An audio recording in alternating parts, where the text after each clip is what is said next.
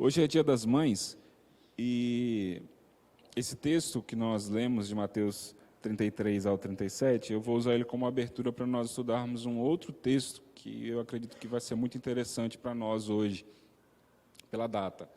Esse texto que nós lemos do Evangelho de Mateus 5, 33 ao 37, ele fala basicamente com relação ao nosso comportamento enquanto homens e mulheres de Deus. O que acontece?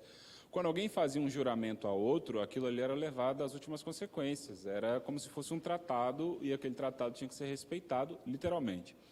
Quando a gente pensa, e hoje na escola dominical eu falei que hoje em dia, um dos únicos lugares onde aquilo que se fala, a palavra ainda continua sendo levada às últimas consequências é dentro da cadeia. Há um tempo atrás eu assisti uma palestra e o palestrante falava, dentro da cadeia, aquilo que você fala tem peso literal. Então, se você fala alguma coisa, você tem que honrar a sua palavra. Fora desse ambiente, ou seja, aqui fora, qual é a forma que nós fazemos para deixar alguma coisa séria? Nós levamos no cartório, oficializamos através de algum documento e, geralmente, fazemos um contrato. Os contratos não foram criados senão para serem quebrados. Você só faz um contrato porque você sabe que se a outra parte não cumprir, dentro daquele contrato existem cláusulas que vão implicar que a pessoa sofra alguma coisa e você não. Quando você faz um aluguel, por exemplo, dentro das cláusulas ali, se você deixa de pagar, se você não quita com seus compromissos, existem cláusulas que protegem aquele que está alugando. Então, basicamente, os contratos servem para serem quebrados. Eles foram feitos para serem quebrados pensando na quebra.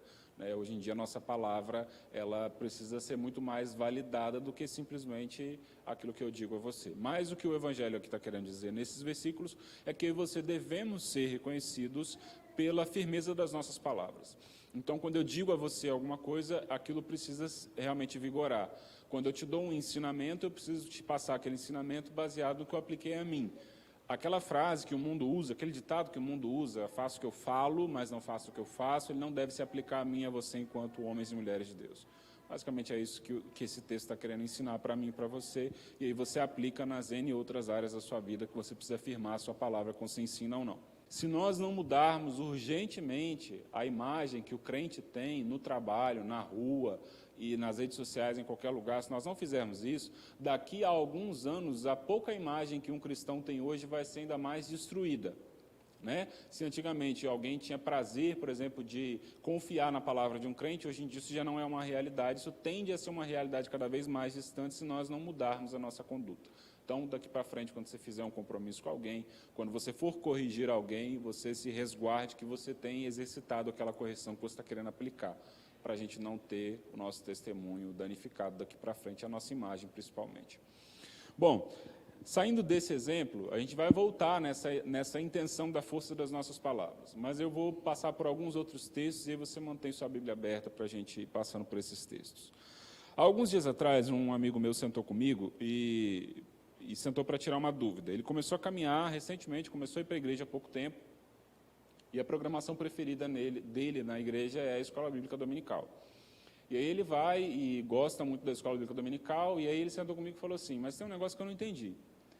É a 4ª vez que eu vou na Escola Bíblica Dominical. E as 3 primeiras vezes que eu fui na Escola Bíblica Dominical, quem deu a aula foi um pastor, e na igreja tinha mais de um pastor. Então era um dos pastores locais que deu a aula da Escola Dominical. E aí ele deu aquela aula, e aí ele falou assim, eu já gostei da Escola Bíblica Dominical porque o ambiente é legal, todo mundo com a Bíblia na mão, ali os textos são sempre pautados na Bíblia, e eu gostei disso. Só que a última aula que eu tive não foi com um pastor, foi com um irmão. Ele não tinha nenhum cargo dentro da igreja. Mas a aula que esse irmão deu foi infinitamente melhor que as aulas que o pastor deu. Aí ele estava falando isso comigo porque ele não sentiu liberdade de falar isso na igreja, Estava começando agora e falou assim, eu não entendi, porque na minha ideia, o pastor, como está há muito mais tempo caminhando ali dentro da igreja, a aula dele tinha que ser muito mais proveitosa do que a aula do irmão, que chegou lá e não tinha cargo nenhum, não tinha nenhuma prerrogativa antes do nome dele. O irmão Joãozinho foi lá e fez a aula, e a aula dele foi muito melhor, a aula dele foi muito boa. Aí ele falou assim, eu não entendi. Aí eu expliquei para ele aquilo que Paulo já havia explicado, e é exatamente o que aconteceu nessa situação, que Paulo explica em Efésios, capítulo 4, do verso 11 ao 13. Paulo, nessa ocasião, diz assim, ele designou alguns para apóstolos, outros para profetas, outros para evangelistas, outros para pastores e mestres, com o fim de preparar os santos para a obra do ministério, para que o corpo de Cristo seja edificado, até que todos alcancemos a unidade da fé e do conhecimento do Filho de Deus e cheguemos à maturidade, atingindo a medida da plenitude de Cristo. O O que aconteceu? Eu expliquei para ele. Eu falei assim, eu não tenho dúvida que a aula desse irmão tenha sido realmente melhor do que a aula que o pastor deu. Não tenho a menor sombra de dúvida. Se você, que é uma pessoa que não tem conhecimento bíblico, percebeu isso, é porque provavelmente e obviamente essa aula realmente foi melhor. A questão é o ponto seguinte, porque na cabeça dele, se o irmão teve a capacidade de dar uma aula melhor do que a aula do pastor, teoricamente, se ele tivesse a necessidade de um aconselhamento, ele procuraria esse irmão e não o pastor. E é aí que as coisas complicam. Porque quando Deus diz, através de Paulo, aos irmãos de Éfeso, que ele deu uns para apóstolos, outros para pastores, outros para mestres, é o que é um dos pilares de maior dificuldade dentro da igreja. Pessoas se aconselhando com outras pessoas que não têm estrutura para aconselhar. E a pessoa que aconselha não tem humildade suficiente para reconhecer que ela não foi chamada para estar naquela condição. Aí eu expliquei para ele, eu não tenho dúvida que a aula desse irmão foi melhor, mas eu também não tenho dúvida que em questões que digam respeito ao cuidado do corpo de Cristo daquele lugar, o responsável seja o pastor, e ele vai ter muito mais estrutura para te aconselhar. E ele falou assim, mas para mim não faz sentido, realmente não faz. Por que não faz? Porque a expectativa que nós temos é diferente da forma como Cristo opera no corpo dele. Percebeu? Se todo pastor tivesse que ser um excelente instrumentista, cantar maravilhosamente bem, pregar maravilhosamente bem, dar um estudo bíblico edificante para todo mundo e que fale a língua de todo mundo, e visitar e aconselhar, porque existe uma diversidade de dons. Tem dom de aconselhar, tem dom de visitação, nem todo mundo tem dom de misericórdia, nem todo mundo sabe exercer misericórdia, tem o dom de ensinar, tem o dom de apacentar, que é diferente do dom de ensinar. Às vezes a pessoa não sabe ensinar muito bem, mas tem um coração que foi lavado pelo Senhor, e Deus disse que nos daria pastores segundo o coração dele, porque aquela pessoa sabe apacentar. O conhecimento bíblico dele não se compara ao irmão que fez a escola dominical, mas Deus colocou nele e consagrou a ele para que soubesse apacentar. Isso aos nossos olhos não faz sentido, certo? Certo? Por que não faz sentido? Nós temos uma série de expectativas, e Deus frustra essas expectativas que nós temos, porque Ele está preocupado com o crescimento do corpo, e Ele diz isso com Paulo para os irmãos de Éfeso. Então, aquele pastor estava ali, ele não sabia dar aula, o negócio dele não era dar aula, o negócio dele era apacentar. Então ele estava numa condição que não era dele, ele estava numa zona que não era a zona de conforto dele, ele não foi bem sucedido naquilo ali, e não tem problema nenhum. Porque Deus fez cada um diferente dentro do corpo de Cristo. Aí eu vou pedir você que preste bastante atenção na pregação, concentre a sua atenção na pregação, porque é a palavra de Deus que transforma as nossas vidas. Então, concentre a sua atenção no que você está ouvindo. Então, aquele pastor não foi bem sucedido ao dar uma aula na escola dominical, o que não quer dizer que ele não seja um bom pastor. Aquele irmão que estava dando uma boa aula foi muito bem sucedido na aula que ele deu, o que não quer dizer que ele tem estrutura para aconselhar ninguém e para cuidar dos problemas administrativos da igreja. Porque Deus chamou cada um dentro da igreja para uma coisa. Dentro da família acontece exatamente a mesma coisa. Deus colocou o papai e a mamãe para cuidarem da família, e os dois se completam naquilo que fazem. Um pode ser péssimo com a parte financeira, o outro pode ser péssimo com a parte de organização. O outro pode ser péssimo com a parte de ensinar os filhos. O outro pode ser péssimo com a parte de ter paciência com o aprendizado dos filhos. Agora, se os dois forem ruins e péssimos na mesma área, aí o caldo desanda. Mas enquanto um está ruim e o outro não, existe um equilíbrio. Os dois vão temperando o relacionamento para que dê certo. Percebe o exemplo que Paulo deu? É o mesmo exemplo que aconteceu dentro da igreja que esse amigo meu foi, e é a mesma coisa que acontece dentro da sua família, dentro da sua casa. Então, o pai e a mãe têm funções e têm necessidades, posicionamentos, estruturas e obrigações diferentes dentro da família. O que não pode acontecer é os dois se eximirem da responsabilidade, os dois abandonarem a responsabilidade, os dois serem péssimos em uma coisa e não buscarem melhorar. Aí não pode, porque perde-se o equilíbrio. E quando a gente pensa em mãe, e a gente pensa que mãe foi chamada, Deus colocou a mulher para que fosse uma ajudadora do homem e deu a ela a posição de governanta dentro da família. E aí, quando a gente usa essa expressão governar a família, a maioria das vezes essa expressão é associada a fazer comida, a limpar a casa, a ajudar a criança no dever, e não é só isso. Eu não estou dizendo, e a Bíblia nunca disse, que a esposa foi chamada para auxiliar o marido governando apenas as funções administrativas da casa. Um governador faz muito mais do que isso. Um governador conduz os recursos, ele diz para onde vai, ele dita para onde vai, ele dita de onde tem que sair, ele dita o termômetro daquele relacionamento. Deus deu a mulher para que exercesse essa função. Se a sua família é como a grande maioria das famílias se estrutura hoje, você mãe, você mulher, tem essa incumbência dada pelo próprio Deus. E quando a gente fala de uma incumbência dada pelo próprio Deus, a gente fala de um Deus que também te socorre e te ajuda dentro dessa função. Você não está sozinha nessa incumbência, você não está sozinha nessa responsabilidade. E aí eu separei um texto para nós aprendermos, porque a palavra de Deus, ela é, se você gosta de filmes, se você gosta de série, ela é o melhor dos filmes, é o melhor das séries que você pode dedicar sua atenção a ver. E eu quero estudar com você hoje o livro de Gênesis, no capítulo 27, a história de Rebeca. Porque quando a gente olha para a palavra de Deus, a gente tem que lembrar que a palavra de Deus conta exemplos maravilhosos e triunfantes de homens e mulheres que foram muito bem-sucedidos. Mas a Bíblia não esconde lados ruins e lados que deram errado, e coisas que deram errado. Você que é mãe, talvez pode se sentir vez ou outra sozinha, abandonada ou desamparada, mas eu preciso te dizer a mesma coisa que o Evangelho diz para mim e para você. Você não está sozinho e as aflições que sobrevêm sobre você, sobrevêm sobre todos os que estão espalhados sobre a face da terra. Então, todas as mães estão sujeitas às mesmas pressões, em graus diferentes, mas em preocupações constantes também. Claro até aqui? Abre aí sua Bíblia, livro de Gênesis, capítulo 27, versículo 1. Diz assim a palavra de Deus: Tendo Isaque envelhecido, seus olhos ficaram tão fracos que ele já não podia enxergar. Certo dia, Gênesis 27, versículo 1.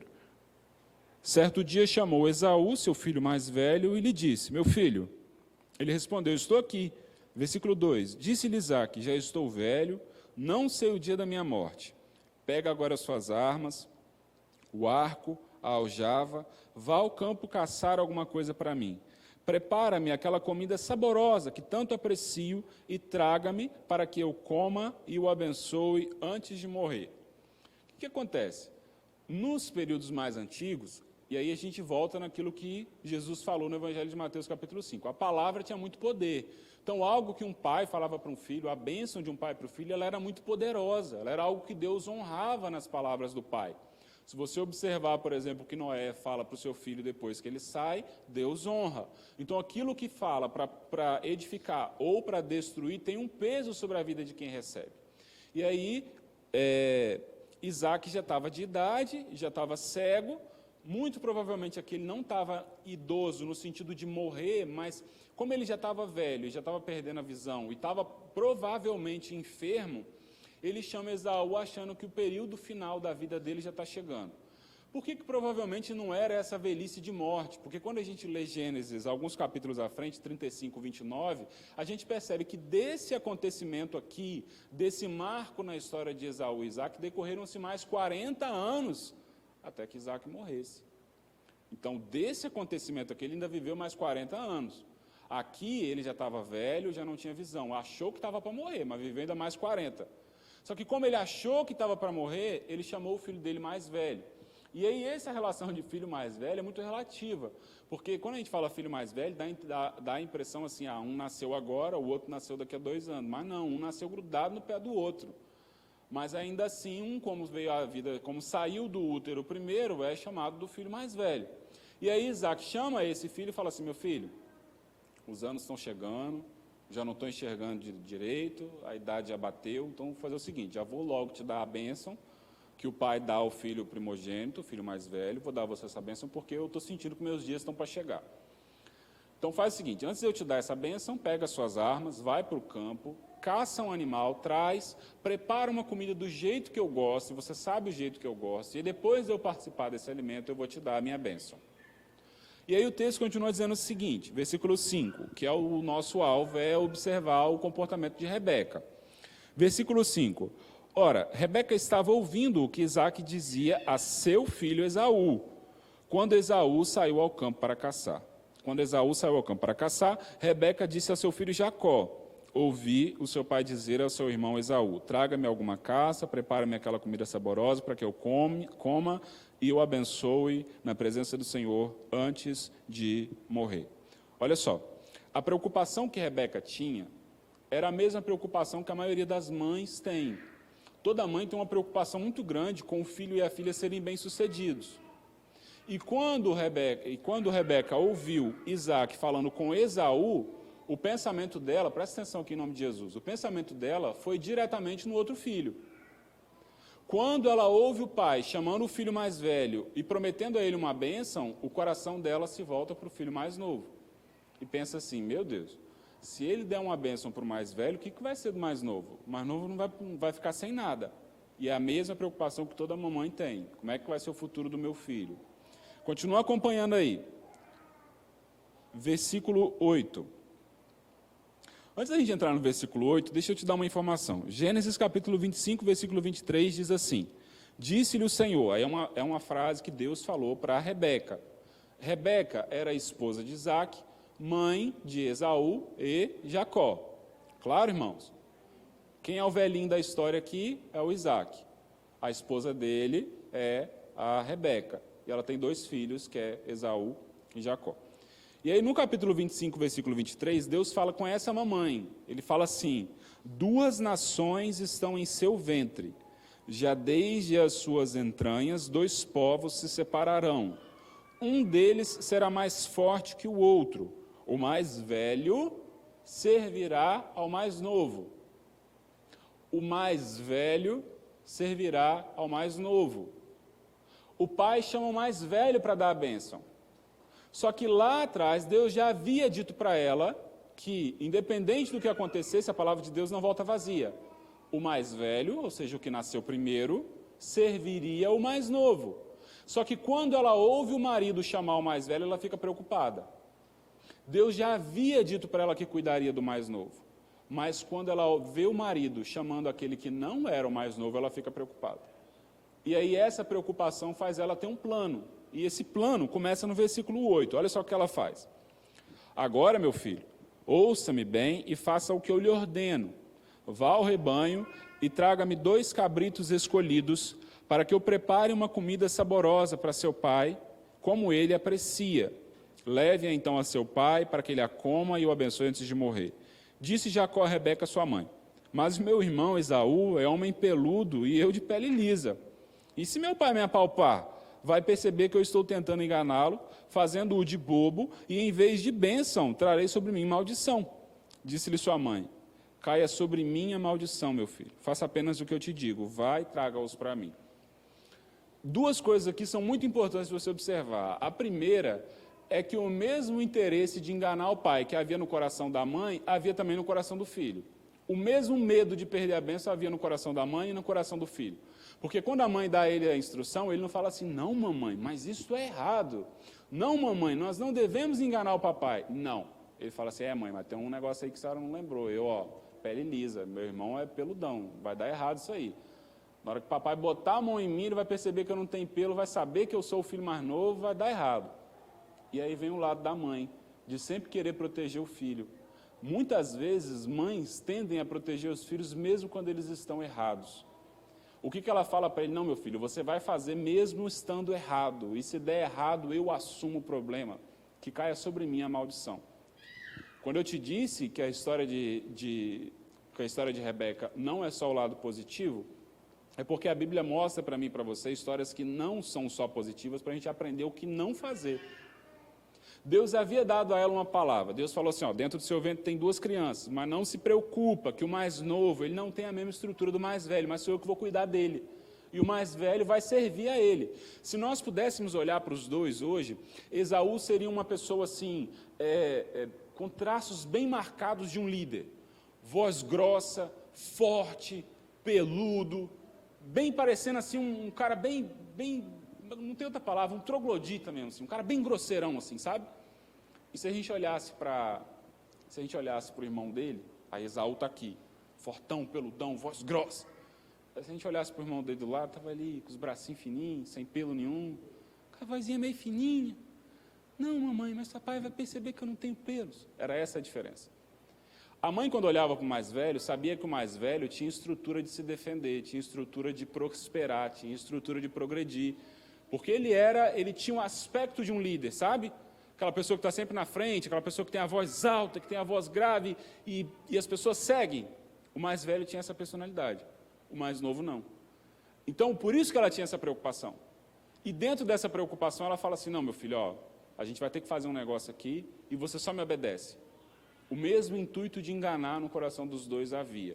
E aí eu preciso te dizer uma coisa, tem um ditado que o mundo diz, e ele é muito certo, de boas intenções o inferno está cheio. A intenção da mãe era proteger o filho. A intenção do filho era se resguardar. Mas os dois queriam a coisa certa pelos meios errados. Percebeu? Aquilo que é errado continua sendo errado mesmo que todo mundo esteja fazendo. E aquilo que é certo vai continuar sendo certo mesmo que ninguém faça. Então, quando você for olhar para o seu filho e ele tiver uma atitude, se ele estiver errado, não tenha medo de repreendê-lo. Não tenha medo de corrigi-lo. Não passe a mão na cabeça do seu filho hoje, porque essa mão que você passa alisando hoje na cabeça do seu filho ou da sua filha, pode voltar em forma de um murro amanhã na sua cara, porque quando Deus te deu tempo de corrigir, você não corrigiu. Quando a palavra de Deus diz, não aparteis a vara da correção dos vossos filhos, não é vara no sentido de espancamento, é de não apartar a correção. É de você entender que Deus colocou uma vida na sua mão para você cuidar. E lembra que o tempo todo você não está sozinho nem sozinha nessa missão. Amém, irmãos? Então ela tinha objetivos bons, porém, por meios ruins. E nenhum dos dois se preocupa se aquilo era certo ou errado. Os dois tinham o mesmo traço de caráter ali. Versículo 14. Então ele foi, apanhou-os e trouxe a sua mãe, que preparou uma comida saborosa como seu pai apreciava. Rebeca pegou as melhores roupas de Esaú, seu filho mais velho, roupas que tinha em casa, e as colocou em Jacó, seu filho mais novo. Depois cobriu-lhes as mãos e a parte lisa do pescoço com peles dos cabritos. E por fim entregou a Jacó a refeição saborosa e o pão que tinha feito.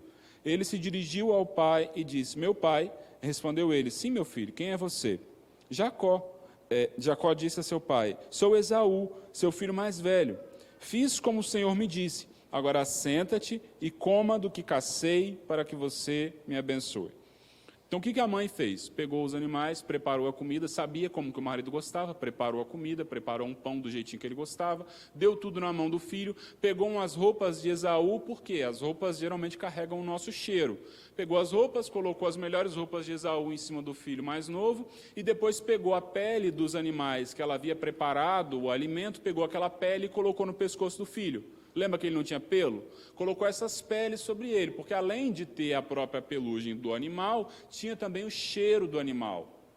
Porque como Esaú, eu te disse, era um homem mais grosseirão, era da caça, era do campo, ele constantemente estava com o cheiro do campo. Então a mãe vai lá e coloca ali a pele sobre ele, para ele poder se apresentar. E aí ele chega diante do pai e fala, pai, levanta, estou aqui para trazer aquilo que o Senhor me pediu e para que o Senhor me dê a bênção. Se você está acompanhando, está conseguindo prestar atenção até aqui, você deve ter reparado que Rebeca se preocupou com a qualidade da alimentação que ia ser apresentada, ela se preocupou em proteger as partes que não haviam pelos no filho, para que se o pai apalpasse, né, ele percebesse, pensasse que era Esaú, já que não estava enxergando. Se preocupou com o cheiro que o pai poderia sentir, caso ele chegasse perto do filho. Mas tem uma coisa que não tem como a gente esconder. Como é que você esconde sua voz? Como é que você maquia a sua voz? Não tem como. Hoje em dia tem uns aplicativos que você coloca, a voz fica meio distorcida, mas naquela época, como é que ele ia fazer? E aí, quando ele fala com o pai, olha só a resposta do pai. Versículo 20.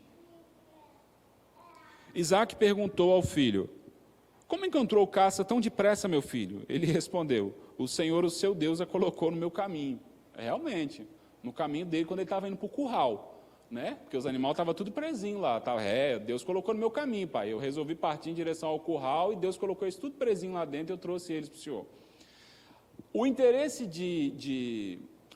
do filho de enganar o pai tinha uma parcela de medo e uma parcela de mau caratismo, que você vai observar no decorrer do texto e alguns outros textos que eu vou te dar, que era passado de família para família. Então você, mamãe, você tem que entender que seu filho e sua filha vai olhar para você e vai extrair traços do seu caráter.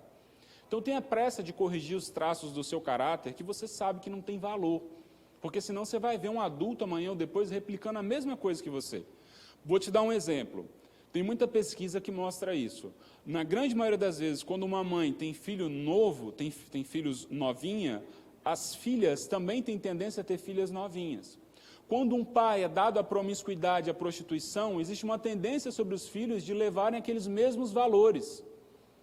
Por que isso acontece? Porque o maior referencial que você passa para o seu filho é de boca fechada, é com a sua própria vida. Entendeu? Então, o jeito que Rebeca maquinou isso tudo para fazer, estava incorporado também no próprio filho. O mau caratismo de levar aquela mentira adiante. Então, toma muito cuidado com a forma como você orienta seus filhos. Porque tem coisas que vão fugir do seu controle um dia. Não vão fugir dos controles do Senhor, mas dos seus vão. E aí, olha só o que acontece. Versículo 21. Então Isaac disse a Jacó, chegue mais perto, meu filho, para que eu possa apalpá-lo e saber se você realmente é meu filho Esaú. Ele estava na dúvida, porque voz é uma coisa que você não esconde. Versículo 22. Jacó aproximou-se de seu pai Isaac, que o apalpou e disse, a voz é de Jacó, mas os braços são de Esaú. Não o reconheceu, versículo 23, pois seus braços estavam peludos como de Esaú, seu irmão. Então, não o reconheceu, pois seus braços estavam peludos como seu irmão, e o abençoou. Mesmo não o reconhecendo, ele abençoou. Ele pensou assim, não, eu já estou velho, já, o zóio já está falhando, então o ouvido deve estar falhando também. Eu devo estar ouvindo as vozes erradas aqui, os braços, não é possível que o outro filho meu ia crescer pelo tão rápido, né? A voz está meio esquisita, mas eu vou abençoar ele assim mesmo. Versículo 24. Isaac perguntou-lhe outra vez, você é mesmo meu filho Esaú? E ele respondeu, sou. Confia, pai. Versículo 25. Então lhe disse, meu filho, traga-me da sua caça para que eu coma e o abençoe. Jacó trouxe, o pai comeu, também trouxe vinho e ele bebeu. Então seu pai, Isaac, lhe disse, vem cá, meu filho, dê-me um beijo. Só que quando ele fala dê-me um beijo, ele não queria necessariamente um beijo, embora fosse comum entre homens o cumprimento com beijo, né? Saudai-os com o ósculo santo, que era um beijo que os homens se davam no cumprimento, né? Não era esse o objetivo, ele queria sentir o cheiro. Peraí, esses braços estão meio esquisitos, essa voz não tá meio intragável, não está descendo, mas não tem como crescer pelo tão rápido, né? Não tem tratamento capilar desse jeito aqui nessa época. Então, vem cá, meu filho, me dá um beijo aqui. E aí, quando ele chega para beijar, versículo 27. Versículo 27. Ele se aproximou e o beijou. Quando sentiu o cheiro das suas roupas, Isaac o abençoou, dizendo, o cheiro de meu filho é como um cheiro de um campo que o Senhor abençoou. Que Deus lhe conceda do céu o orvalho e da terra a riqueza, com muito cereal e muito vinho. Que as nações o sirvam e os povos se curvem diante de ti, seja senhor dos seus irmãos, e curvem-se diante de você os filhos de sua mãe. Malditos sejam os que te amaldiçoarem, e benditos os que o abençoarem. Quando Isaac acabou de abençoar Jacó, mal tendo ele saído da presença do pai, seu irmão Esaú chegou da caçada. Então, o filho chega, com os bracinhos peludinhos, com a roupinha do irmão cheirando ao campo, apresenta a oferta para o pai, o último tiro no escuro que o pai dá é sentir o cheiro do filho, e aí ele concede a bênção, e depois dele conceder a bênção, ele sai, e o irmão mais velho, o que deveria ter recebido aquela bênção, chega. Está errado pela atitude de Isaac. Está errado, a forma como ele se comportou. Né? Jacó chega, se apresenta se passando pelo seu irmão. Está completamente errado. Ele mente para o pai, ele engana o pai, ele se passa por uma pessoa que ele não era. Está totalmente errado.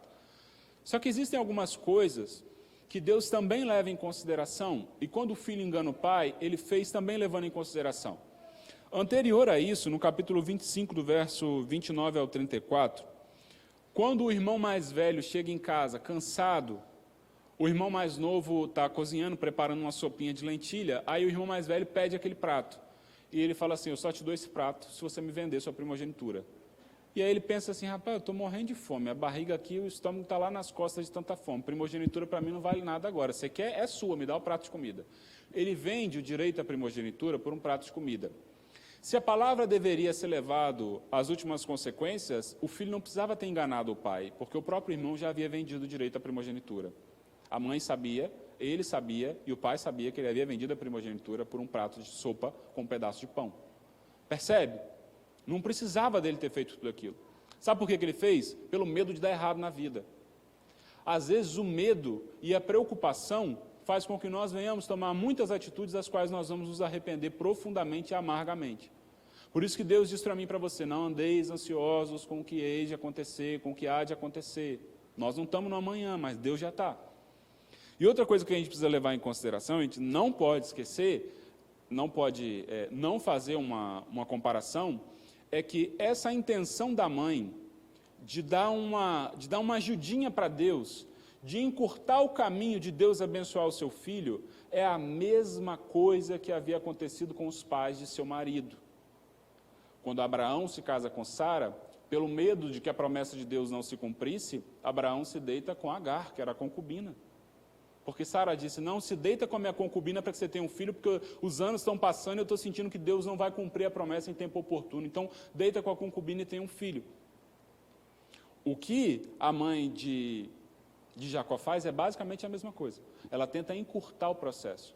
E aí eu te digo mais uma vez, percebe como os erros dos pais vão passando para os filhos e vão sendo replicados em futuro? O filho não questionou a mãe, porque esse traço deturpado do caráter já fazia parte dele também. Por isso que eu e você temos uma missão, quando somos pais e mães, do cuidado de alguém, e essa missão vai muito além de botar comida e botar na escola e de olhar se está precisando de um remédio. Ela vai em cima da preocupação moral do ensinamento. O texto continua no versículo 31, dizendo o seguinte, sobre Esaú agora. Ele também preparou uma comida saborosa, trouxe a seu pai e lhe disse, meu pai, levanta-te e coma da minha caça para que o Senhor me dê a bênção. E aí Isaac pergunta, quem é você? Ele respondeu, sou Esaú, seu filho mais velho. Profundamente abalado, Isaac começou a tremer muito e disse, quem então apanhou a caça e trouxe-a para mim? Acabei de comê-la antes de você entrar, e a ele abençoei e abençoado ele será.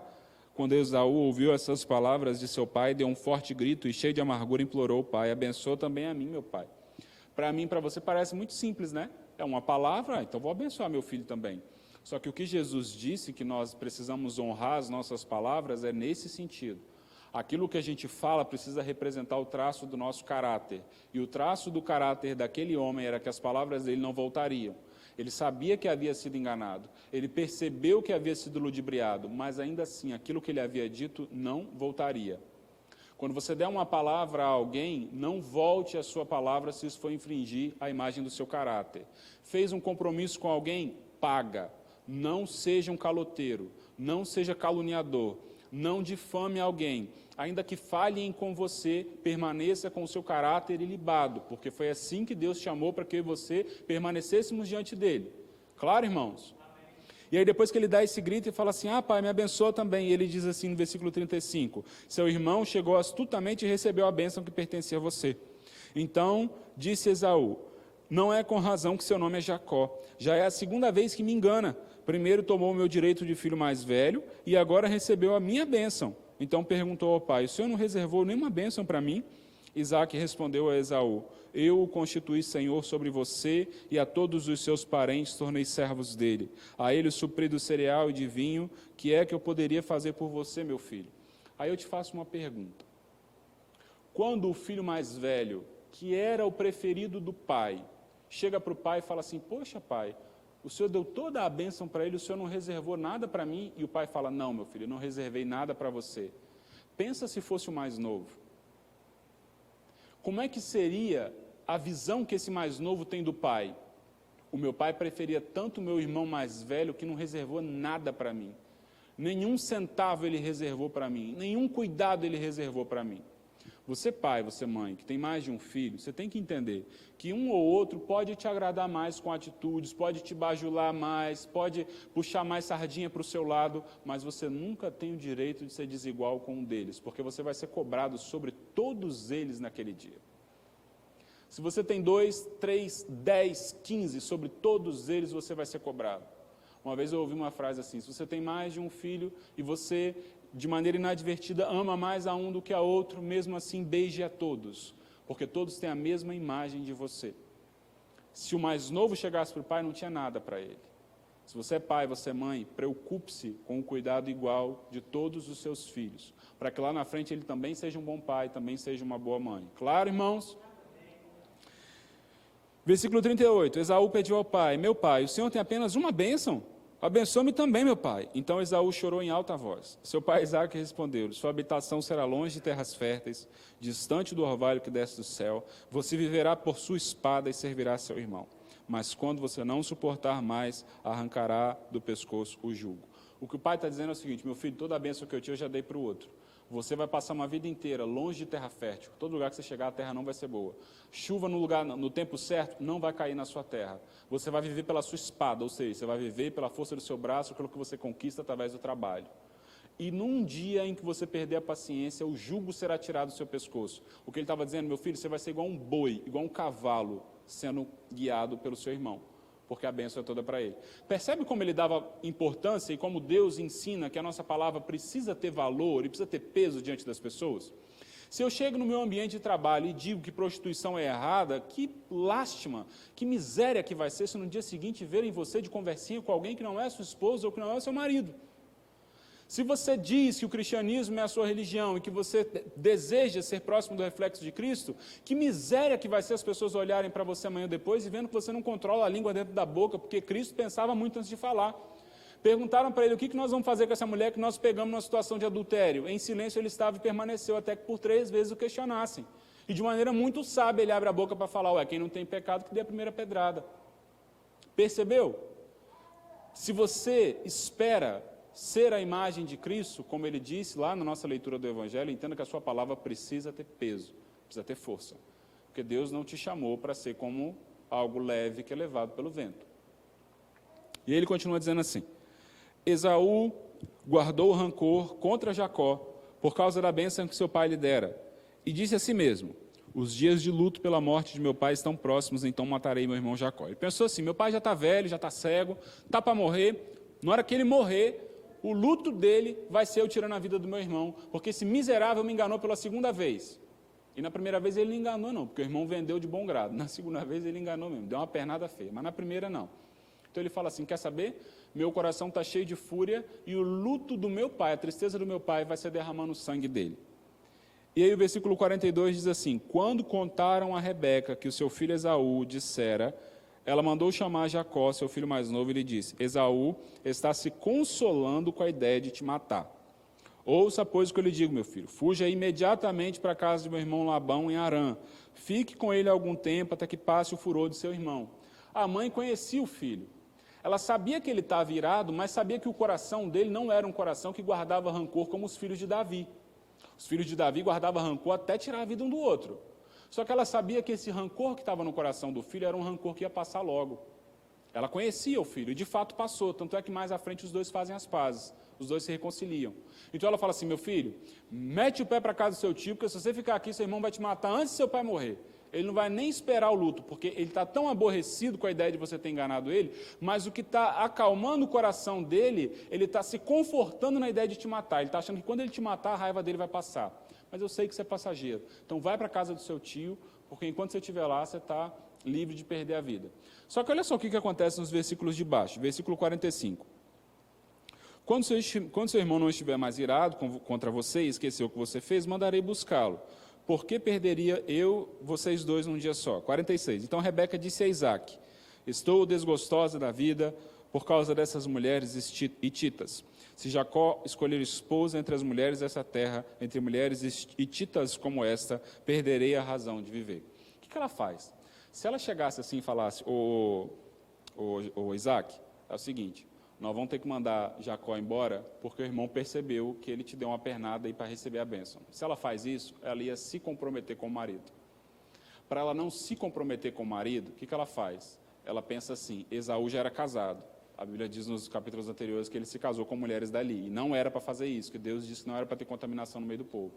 Aí ela chega para o marido e fala assim, se Jacó fizer a mesma coisa que Esaú, pode esquecer, porque aí quem perde o prazer de viver sou eu. Acabou a vida para mim. Quando ela fala isso para o marido, para não ver a esposa entristecida, abençoa o filho para ele fazer exatamente o que ela disse que ele precisava fazer. Percebeu como que ela conseguiu manipular toda a situação? Ela teve medo do filho ser abençoado. Ela criou todo um plano para o filho receber a bênção. Depois que o filho recebeu a bênção, ela ficou desesperada com medo do marido perceber que ela tinha feito toda a tramóia. Então ela arma um jeito de mandar o marido dali, o filho dali embora, e o filho ainda vai com a bênção do pai, para que ele seja bem-sucedido para onde ele estava indo. Deixa eu falar uma coisa para você, mulher. Tem um ditado, eu ouvi a pastora dizendo algumas vezes, e eu ria, assim, se a mulher quiser, ela coloca o diabo dentro da garrafa. Você, mulher, você precisa entender que Deus colocou em você uma habilidade que não está no seu marido, de administrar a sua casa, e quando se fala de administrar, é administrar relacionamentos também. Aqui a gente viu um exemplo muito negativo, de uma mulher que agiu de maneira muito torpe, muito mentirosa, enganando, e esses traços estavam na vida do seu filho também. Mas, além de todas essas coisas, o que fica de referência para mim e para você é que Deus deu uma casa, e dentro daquela casa havia um homem que era o cuidador, o provedor, e havia uma mulher que era a governanta. E ela soube administrar vários conflitos dentro daquela família, e esse foi um dos conflitos que ela administrou. Ela criou o problema e ela resolveu o problema de certa forma. Você, mulher, quando você tiver um problema dentro da sua casa, entenda que Deus diz que a mulher sábia edifica a casa. Aqui essa mulher colocou toda a sua casa em risco de morte. Quase mata o marido do coração, quase bota o mais velho para matar o mais novo. Aí depois o mais velho não tinha o coração ruim. Se ele matasse o mais novo, depois ele morria de desgosto por ter matado o mais novo. Percebeu como ela quase coloca todo mundo numa situação, num barco furado? É porque quando eu te disse que a mulher, se quiser, bota o diabo na garrafa, eu estou te dizendo que você, através do que você fala, através da forma como você trata, da forma como você age, da forma como você cuida, você tem a possibilidade de fazer aquilo que Deus ordenou a você, que é colocar a sua família em direção ao céu, ou colocar a sua família em direção ao inferno. Porque a mulher sábia edifica, e a mulher tola destrói com as próprias mãos. Aí você pode pensar assim, pastor, mas falar dessa forma é fácil. O senhor está falando de uma família que está na Bíblia. O senhor está falando de uma família que tinha tudo para dar certo, de uma família que prosperou, de uma família que era o alvo da bênção de Deus. Querido, talvez essa seja a impressão da maioria das pessoas. E eu preciso te dizer que essa família está dentro de um complexo de famílias completamente imperfeitos. E eu separei alguns exemplos para te mostrar que essa família é tão imperfeita, ou talvez até mais do que a sua, para você sair daqui entendendo que você tem condição de ter uma família mais do que vencedora em Cristo Jesus. Eu estou falando com você, olha só, os patriarcas da fé são Abraão, Isaac e Jacó. Amém? Abraão, Isaac e Jacó. Abraão casou com uma moça chamada Sara, e Deus deu ele a promessa que ele teria filhos. Com medo de que a promessa não se cumprisse, a própria esposa dá a ele orientação para se deitar com a concubina. Aí ele vai lá e tem um filho com a concubina. Depois Deus honra ele com a própria esposa, que era a promessa, ele tem um outro filho. Agora você pensa, um homem, que Deus o chamou para ser o pai da fé, tinha 2 filhos de nacionalidades completamente distintas. Um era considerado o filho da promessa e o outro era considerado o bastardo. O nome desse bastardo era Ismael, e o nome do filho de Deus era Isaac. Abraão, Isaac, depois Jacó. Lembra desse Ismael daqui a pouco.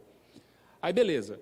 Abraão vai até os últimos dias de vida, aí a Bíblia começa a narrar agora a história do filho dele, Jacó. Começa a narrar a história de Isaac. Aí Isaac casa, os anos vão se aproximando, ele engravida a sua esposa, aí dentro da barriga da esposa, os meninos estavam chutando muito ali, numa lutinha constante, aí ela vai e fala com Deus assim, Senhor, esse negócio está meio estranho, eu nunca ouvi falar de gestação com tanto chute na barriga, o que está acontecendo aqui? Deus falou, dentro da sua barriga existem 2 nações. Deus explicou tudinho para ela. Do jeito que ia acontecer. E quando as crianças nasceram, ela tentou fazer a mesma coisa que os pais do marido dela fizeram. Dar um atalho para Deus. Enganando o próprio marido e colocando o filho, quase colocando o filho debaixo de maldição, quase fazendo o próprio filho ser morto pelo irmão. Depois disso, você vai ter esse mesmo menininho aqui, esse mesmo rapaz que recebeu a bênção do pai. Então você teve Abraão falhando, você teve Isaac falhando e agora você chega em Jacó. Sabe o que vai acontecer com Jacó? Jacó sai dali, vai para um lugar, conhece a sua esposa, se casa e tem 11 filhos. Desses 11 filhos, um deles se chamava José. Sabe o que José era do pai? O querido. Lembra quando o pai reservou toda a bênção para o filho mais velho? O filho faz a mesma coisa com o neto. Ele tem 11 filhos, o preferido dele era um chamado José. Para esse que era José, se você for ler depois, José era um baita de um fofoqueiro, entregava os irmãos tudo. Era o que hoje nós chamamos de X9.